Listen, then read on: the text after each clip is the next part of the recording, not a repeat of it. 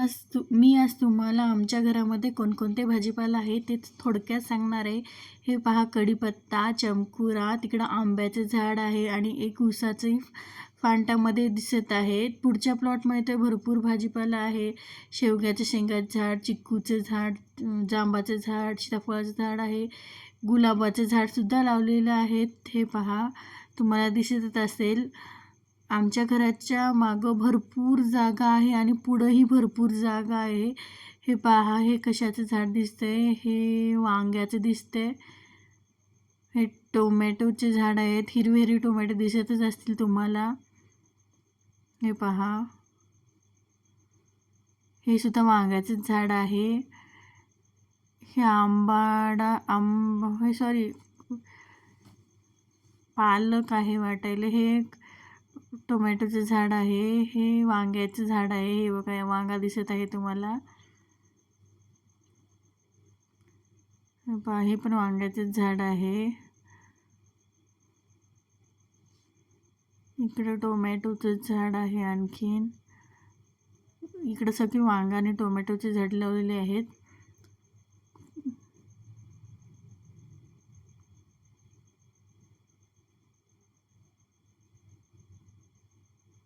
हे पहा,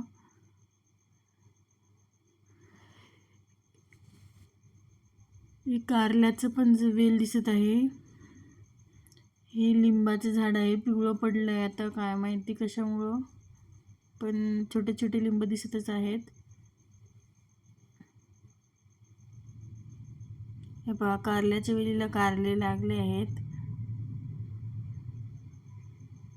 वेल वरती गेलेली आहे. मग इकडं टोमॅटोचं झाड आहे. भोपळ्याची सुद्धा वेल दिसत आहे. फुलं दिसत आहेत. हे पहा, आणखीन काही कुठे लागलेले दिसत नाही. पाहू कुठं दिसतंय का. वरपर्यंत भोपळ आता तर फुलं दिसत आहेत. हे चंदनाचं झाड का सागाचं झाड आहे. सागाचं झाड आहे. हे शोकेसचं झाड आहे.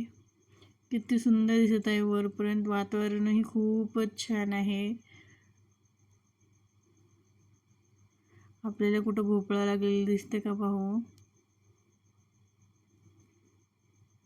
हे पहा, इकडं छोटंसं लागलंय. हे पहा, आणखीन काही मोठं झालं नाही.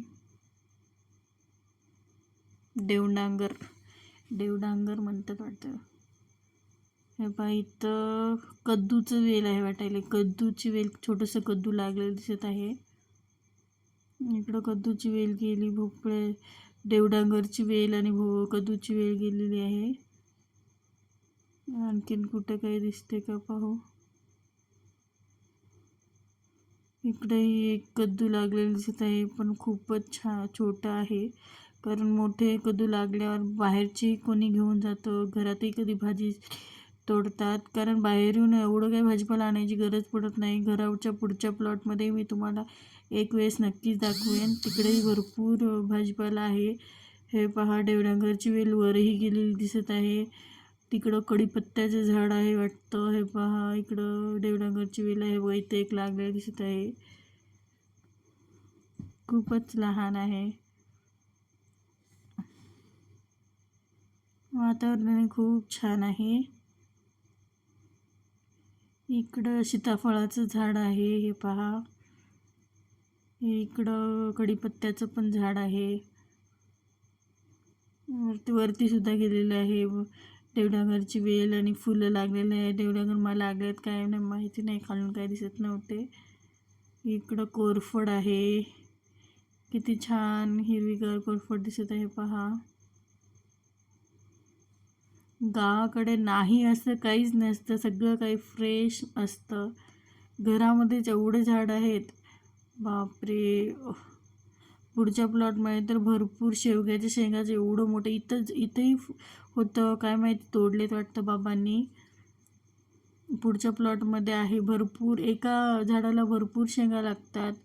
आणि खूप खूप लागून खाऊन सगळे घेऊन गेले तरीही खूप काही होतं, कारण प्रत्येकाच्या घरी मला वाटतं सगळ्यांच्या घरी बाजूच्या प्लॉटमध्ये भरपूर झाडं दिसत आहेत.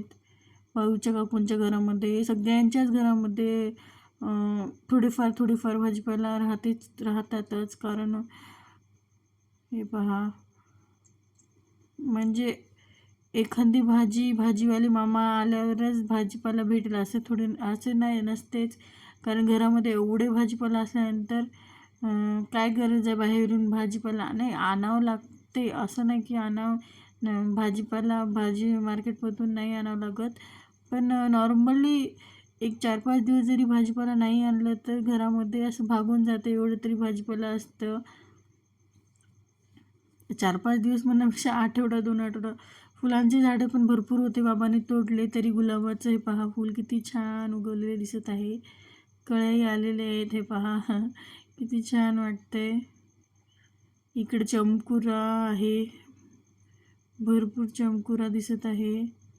आंब्याचं झाड, चमकुरा, पुढे नारळाचे झाडं आहेत आणि चिक्कूचं झाड आहे, शेवग्याच्या शेंगाचे झाड हे पहा दिसत आहे. वातावरण खूप फ्रेश आहे, खूप छान वाटत आहे. हे चमकुरा भरपूर सगळं भरून गेलेलं आहे. अशा प्रकारे